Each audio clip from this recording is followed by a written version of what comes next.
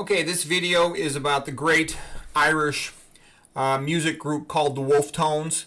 I'm just going to show real quick a couple pictures of some of my family background in Ireland, and then I'll have a list of all their best songs. They're great songs, then they're very good songs, and they're good songs. Okay, so just real quick, this is my great-grandfather, and he was 9 times national champion bicycle rider in Ireland, and that's his brother, you know, giving him a push to start the race.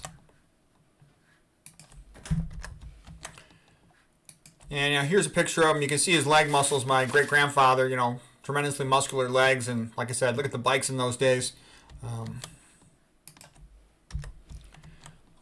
Now, this is my grandmother, and she was a nurse. And, she was an Irish Catholic. She helped take care of a lot of these guys. These are a lot of unfortunate guys who are wounded in the IRA, the Irish Republican Army. And then here is my grandfather.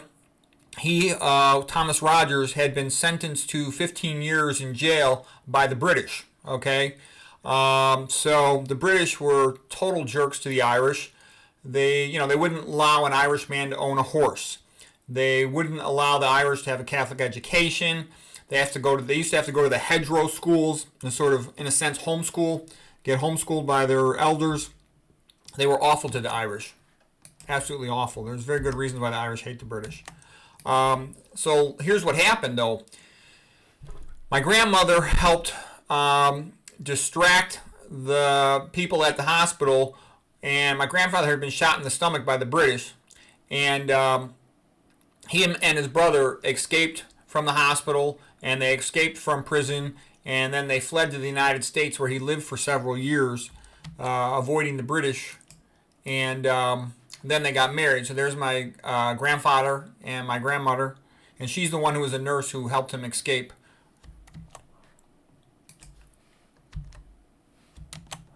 Okay, let me get to the next picture here. Oops. So here's my father going back with his parents. So that's the nurse who saved his life. He had been shot in the stomach and he'd escaped. He was a national champion bicycle rider. Back in those days, everybody smoked. You had all the stone walls around the little farms. And that's my dad's brother in Ireland. Okay, so here was my father. He was a physician. He was an internal medicine doctor and a psychiatrist. He practiced psychiatry for a living.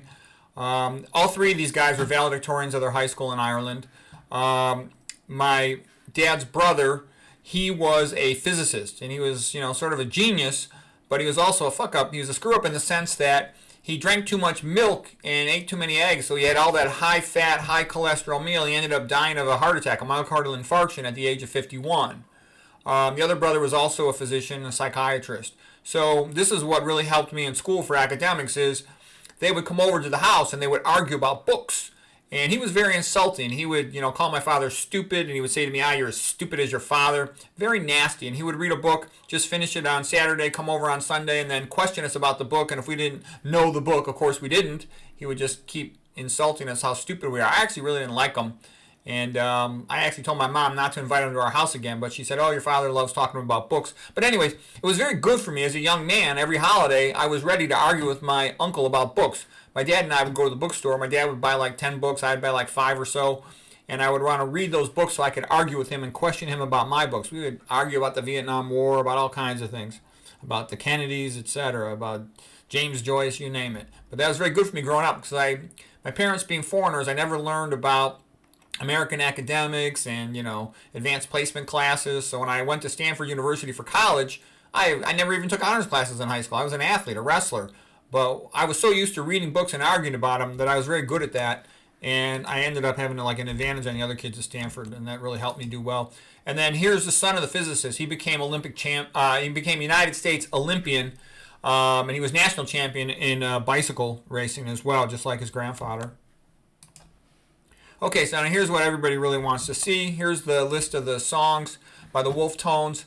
They're very traditional. They sing a lot of traditional Irish songs, and these are their best songs. Fog You, I love that song. There's great videos with that. Sinead O'Connor also has a great video, of course, with that.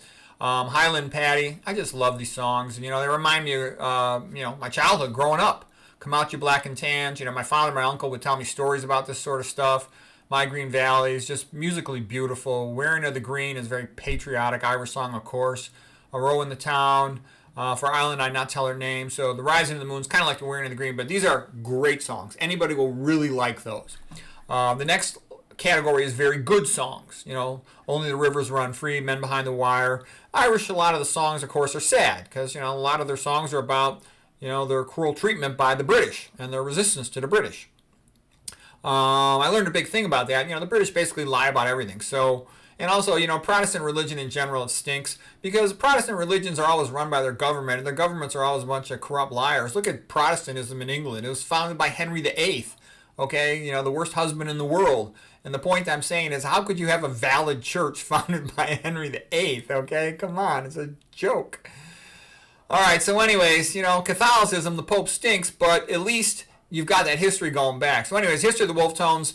They're named after Theobald Wolfe Tone, who was one of the leaders of the 1798 rebellion against the British.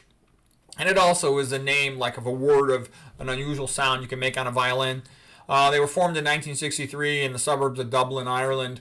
These other songs, a lot of them are pretty famous songs. I would say they're good. They'll have a good story to them typically. The music isn't quite as great. This one are great story, great music. Okay, so these are all decent. If you like the Wolfe Tones, you'll probably like these as well. But these, everybody will like. So anyways, they're one of my favorite Irish groups, one of my favorite groups in general. So I hope you enjoy it.